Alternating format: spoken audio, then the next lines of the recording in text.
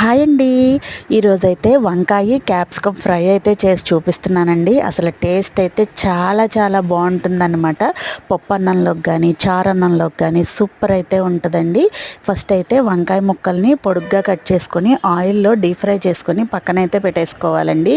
అదే ప్యాన్లో మనం క్యాప్సికమ్ని కూడా ఇలా కొంచెం పెద్దగా ఉండేలా కట్ చేసుకొని వాటిని కూడా వేసుకొని ఫ్రై చేసి పక్కకైతే పెట్టేసుకోవాలండి.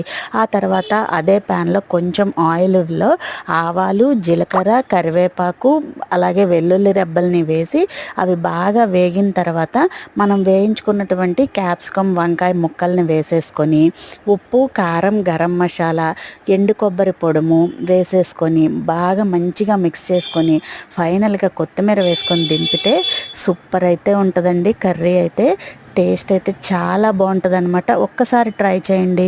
వీడియో నచ్చితే లైక్ చేయండి, సబ్స్క్రైబ్ చేసుకోండి.